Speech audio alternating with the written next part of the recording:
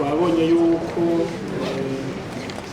amasi yo mu gihugu cacu akenewe yuko twoyafasha mu vyerekeye uburimyi kugira umwimbu uze wiyongere.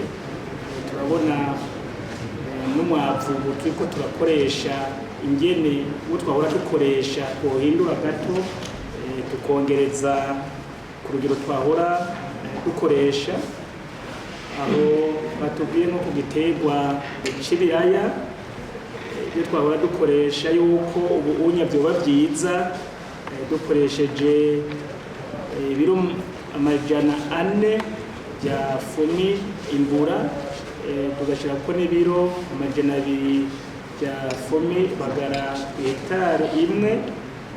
Bongera batubwira ko vyoba vyiza tubwiye abarimyi ko ku giterwa c'ikigori bokoresha ibiro 270 vya fumi imbura n'ibiro 100 vya fumi totahaza.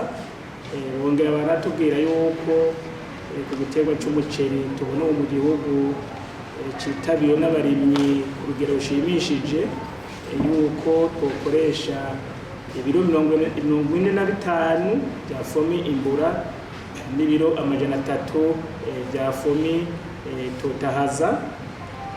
Bongera baratubwira ko hariho n'ibiterwa njabukamazi igihugu gifise bituma igihugu tubikuramwo amafaranga y'agaciro kadufasha kwisununa mu bindi vya nkenerwa mu gihugu, nk'igiterwa c'ikawa.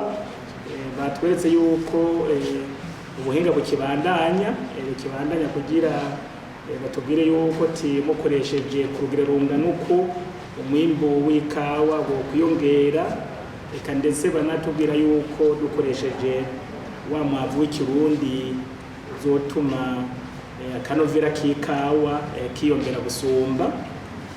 Bongera baratubwira n'igiterwa kitwa pacuri, naco nyene igiterwa mu vy'ukuri kizofasha igihugu mu kutuzanira amafaranga y'agaciro, yuko naco nyene co kwitaho gusumbwa. Bongeye banatubwira ati turavye ingene ubushakashatsi aho bugeze ko bwobandanya no ku bindi biterwa mbumbarugo kugira umwimbu wiyongere, abenegihugu baronke ibyo bafungura kandi bikwiye. Bongeye baranasaba yuko ati ibyo biharo baduhaye ko abenegihugu bari bahamagariwe muri iki gihe c'impeshi ko botangura kuriha amafaranga y'ibanze azobaho uburenganzira bwo kuronka ifumbire. Twasabye ko abahinga vuba bwangu boja hamwe kugirira akantu twokoresha mu kirundi mu rurimi kavukire kugira abarimyi tubereke bafatanije n'abyo abafundi b'indimo ku mutumba ingene boza barakoresha umwavu ku rugero rushimishije.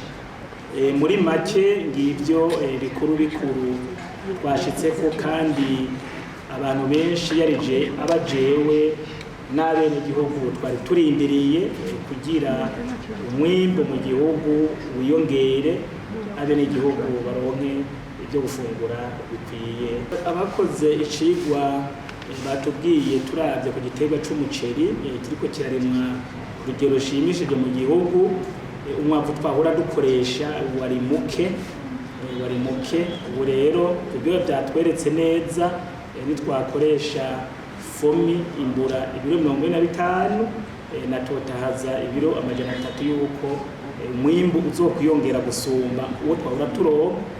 Kandi twanasabye yuko ubushakashatsi buduhagararira ngaho bobandanya badufasha bakarondera, kuko igiterwa c'umuceri kirimwa mu mihingo itandukanye y'igihugu, usanga kumbure n'amasi yaho nayo nyene usanga hari ivyo ikeneye gusumba akandi karere.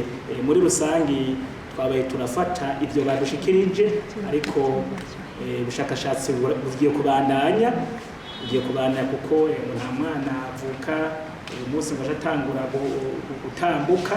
Urumva ko twaronse intambwe ishimishije.